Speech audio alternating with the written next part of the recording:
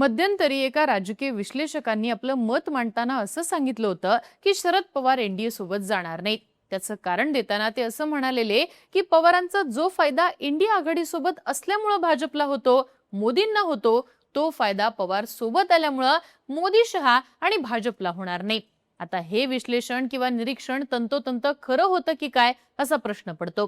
त्याचं कारण म्हणजे शरद पवारांनी मोदींच्या भेटीचं साधलेलं टायमिंग. काल सीजेपीच्या आंदोलनात राहुल गांधींची एंट्री झाली. राहुल गांधींना पोलिसांनी ताब्यात घेतलं. राहुल गांधींची सगळीकडे चर्चा व्हायला लागली. राहुल यांनी कसा मास्टर स्ट्रोक खेळलाय असं बोललं जाऊ लागलं. दुसरीकडे स्वतः शरद पवार सुद्धा जंतर मंतरवर गेलेले. इंडिया आघाडीचे घटक पक्ष सीजेपीला पाठिंबा देऊ लागले.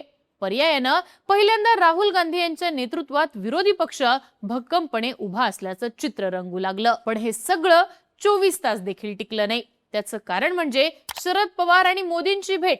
समाज माध्यमातून या भेटीचे फोटोज व्हायरल झाले आणि इंडिया आघाडीत फूट पडली. राहुल गांधींच्या कार्यक्रमावर पाणी, अशा चर्चांना पूरक वातावरण तयार झालं. शरद पवारांनी अचूक असं टायमिंग साधून ही भेट घेतल्याचं देखील बोललं जाऊ लागलं. कारण कालपासून मोदींच्या नेतृत्वावर प्रश्नचिन्ह निर्माण होत असताना आज थेट पवारांनी मोदींसोबत भेट घेत एक प्रकारे मोदींच्या नेतृत्व क्षमतेला व्हॅलिडेशन देण्याचं काम केलंय. पण हे सगळं पवारांनी पहिल्यांदा केलंय का? तर नाही. यापूर्वी देखील पवारांनी राहुल गांधींचा करेक्ट कार्यक्रम केलाय. नेमका कधी आणि कसा पाहूयात या व्हिडिओतनं. नमस्कार, मी आरती आणि तुम्ही बघताय बोल भिडू.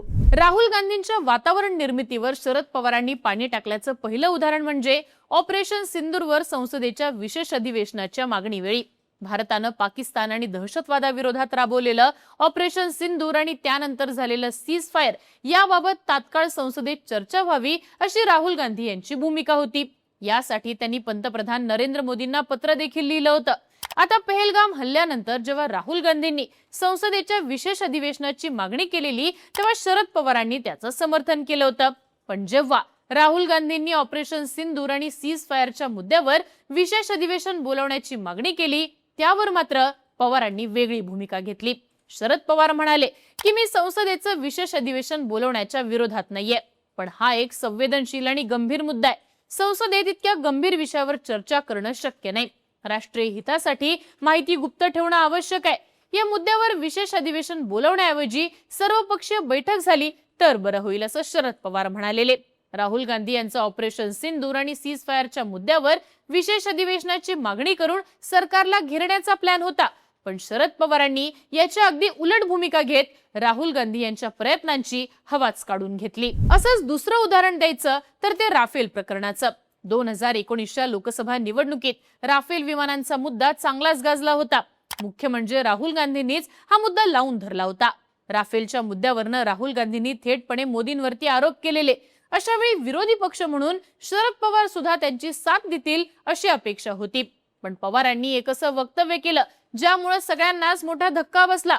राफेलचा मुद्दा तापलेला असताना सप्टेंबर 2018 मध्ये शरद पवार एका मुलाखतीत म्हणाले, राफेलच्या व्यवहारात लोकांना पंतप्रधान मोदींच्या हेतूंबद्दल शंका नाहीये.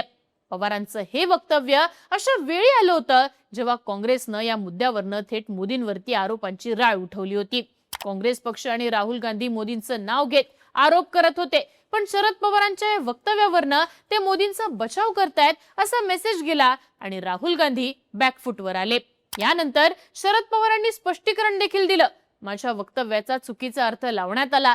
मी राफेलच्या मुद्द्यावर कधीच मोदी किंवा एनडीए सरकारचं समर्थन करत नाही असं पवार म्हणाले खरे, पण तोपर्यंत जे डॅमेज व्हायचं ते झालं होतं.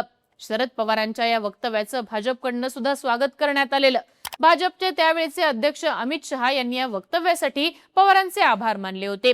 19च्या निवडणुकीत राहुल गांधी आणि काँग्रेसनं ज्या प्रकारे राफेलचा मुद्दा लावून धरलेला तशी आक्रमक भूमिका शरद पवार आणि त्यांच्या पक्षानं शेवटपर्यंत घेतली नाही. त्यामुळे या मुद्द्यावर सुद्धा पवारांनी राहुल गांधींच्या आरोपांमधली हवा काढून घेतली असंच बोललं गेलं. शरद पवारांनी राहुल गांधींच्या आणखी एका मुद्द्याची हवा अशाच प्रकारे काढून घेतली होती. ते तिसरं प्रकरण होतं हिंडनबर्गचे अदानींवरच्या आरोपांचं.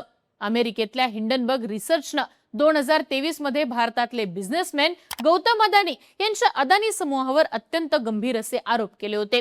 भारतातल्या विरोधी पक्षांनी हा मुद्दा अगदी उचलून धरला होता. संसदेच्या अर्थसंकल्पीय अधिवेशनादरम्यान यावरनं विरोधकांनी सभागृहात प्रचंड गदारोळ केला. राहुल गांधी यांच्यासहित विरोधी पक्षांनी या प्रकरणाची चौकशी करण्यासाठी जॉईंट पार्लमेंटरी कमिटी म्हणजे जेपीसीची मागणी केली होती. पण याबाबत शरद पवार एका मुलाखतीत हिंडेनबर्ग रिपोर्टचा हवाला देत म्हणाले, या मुद्द्याला खूप जास्त महत्त्व दिले जाते.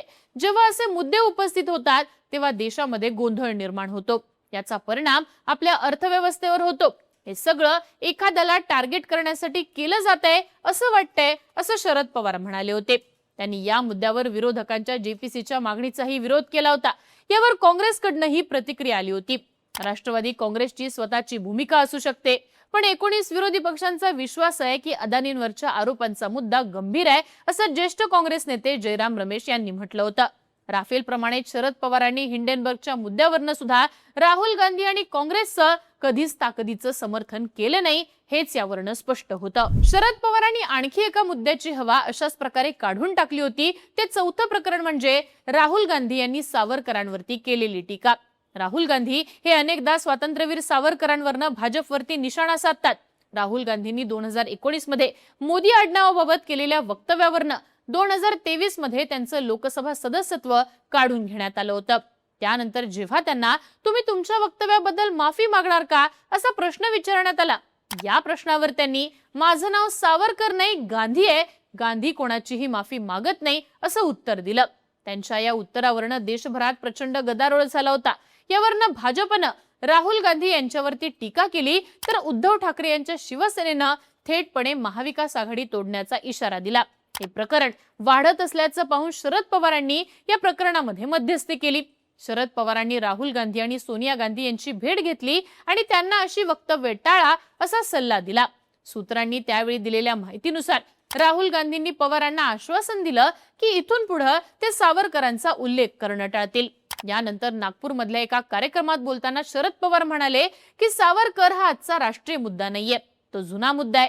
देशाच्या स्वातंत्र्यासाठी सावरकरांनी केलेल्या त्यागाकडे आपण दुर्लक्ष करू शकत नाही, असं देखील पवार म्हणाले होते. सावरकरांच्या मुद्द्यावरनं राहुल गांधींनी अनेकदा भाजपवरती थेट हल्लाबोल केलाय, पण पवारांच्या मध्यस्थीनंतर राहुल गांधींच्या आरोपांची धार बोथट झाली. या मुद्द्यावरनं शरद पवार यांनी कधीच राहुल गांधींची साथ दिली नाही. हा मुद्दा राष्ट्रीय पातळीवर मोठा होऊ नये असाच प्रयत्न पवारांनी केलाय असं दिसून आलं होतं.